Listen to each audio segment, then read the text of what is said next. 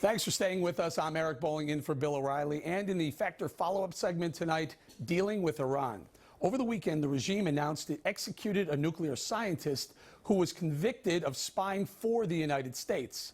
Shahram Amiri defected to the USA, but later returned to Iran in 2010 under murky circumstances. And in another twist in this case, he was also the subject of some of the emails made public during the Hillary Clinton private server scandal. You mentioned the Iranian scientist that was recently executed. Now, of course, I'm not going to comment on what he may or may not have done for the United States government. But in the emails that were on Hillary Clinton's private server, there were conversations among her senior advisors about this gentleman. That goes to show just how reckless and careless her decisions was to put that kind of highly classified information on a private server. But I think her judgment is not suited to keep this country safe. Joining us now with reaction from Washington, Cliff May, the president of the Foundation for Defense of Democracies, and from Houston, Arash Aramesh, a national security and foreign policy analyst. Arash, let me start with you. So, do you think that mentioning or referencing this nuclear scientist in Iran on Hillary Clinton's emails was partly responsible for her death, his death? Sorry.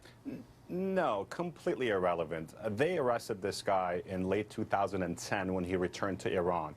On July 12, 2010, this is when he was still in the United States, when he was still here, quote unquote, cooperating with us. Hillary Clinton and the State Department announced that this guy is here on his own free will. He can leave. What was his story? His story was that he was kidnapped in Saudi Arabia by the U.S. intelligence and the Saudi intelligence and brought here and coerced for information. When the Iranian regime arrested his wife and put a lot of pressure on his family, and this guy got a little homesick and saw this sort of extreme pressure and violence coming from the Iranian regime that is well known and well documented for its human rights abuses, he just left and went back.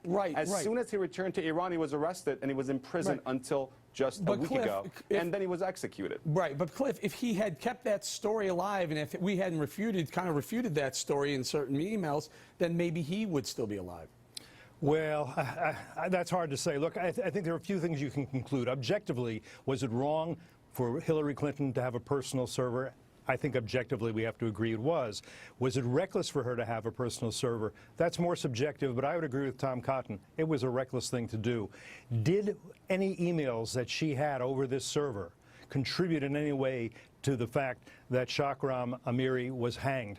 I think that's purely speculative. I don't think we can conclude that. Okay, do you think there's, Arash, do you think there's more? I'm clearly over 33,000, or even the 30,000 she hasn't turned over. There were a lot of names mentioned. If I'm one of those people mentioned, and I'm a spy, boy, I'm a little nervous now. You know, I have a lot more faith, at least, in the abilities of the State Department and other law enforcement and intelligence agencies to go through these emails and redact names. What I do have a problem with, and unfortunately doesn't get a lot of coverage, is people like Julian Assange of WikiLeaks, or a traitor named Snowden, who goes out and publishes thousands and thousands, especially WikiLeaks and Julian Assange, who is now after Hillary Clinton. But that is an inherent risk. That is an inherent risk of having your own server that some outside hacker can hack in and read what you're reading. Writing. As Clifford said, I mean, that's a different point.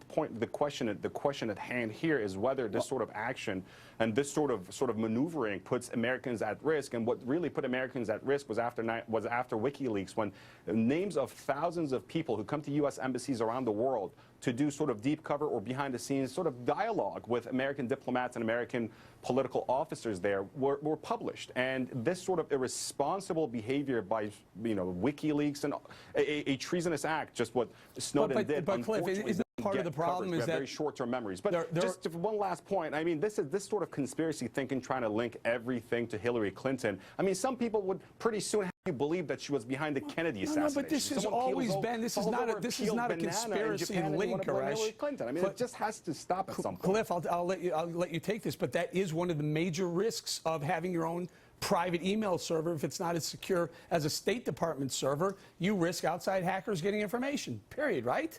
What am I Look, missing? No question this was a bad idea for her to have this server. I think people recognize that. I think that shows up in the polls in terms of her ratings on honesty and on trust.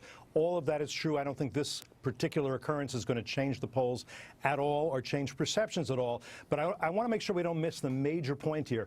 This guy was hanged because it is believed by the Iranians that he gave information to the Americans on Iran's nuclear program. If that nuclear program is peaceful, as the Iranians insist, then why in the world would they hang him for having provided information on it? That is the key point, and it shows that the agreement made with Iran is fundamentally flawed. And I don't believe the Iranians are abiding by it. Look, they've got a justice system that you know has no justice in it. And that's just when this was announced that he was being hanged, what did the Iranian spokesman say? That America is their enemy number one and the great Satan. They've never said anything else. They've never said anything else other than we are the enemy and that we're the ones that they would love to see eradicated along with Israel. I think that's the most important point. Right. Go ahead, Arash. Iran had a dangerous nuclear program, and Cliff is right. Iran had a dangerous nuclear program about a year away from breakout capacity and capability. And guess what? We should thank President Obama, Hillary Clinton, and the State Department for putting together a deal that has put a stop to this dangerous Iranian nuclear program. Why? Because you think now, Arash, now you think they're going to abide by the sanctions of the deal? We know they're not abiding by many of their obligations. The missile launches that is just not true. That is the missile launches, as you know. Look, let me get to this point. Let me get to this point, and you can answer it, Arash. Sure. We know that this agreement gives Iran a patient pathway to nuclear weapons in about a dozen years. That is a mistake because we cannot believe that this regime will be different in 10 years. It will still consider us the great Satan, and it will still want genocide for Israel. Before we go. The regime in Tehran is a terrible regime. We imposed heavy sanctions. We brought them back to the negotiating table on their knees. And guess what? According to most observers and nuclear watchdogs, including the IAEA, International Atomic Energy Agency, Iran, those bad guys have lived up to their commitments. Well, and guess all right, what? we're going to have to leave it right there. A lot of this stuff is up for debate, though. I will tell you that debate is not over. Gentlemen, thank you very much.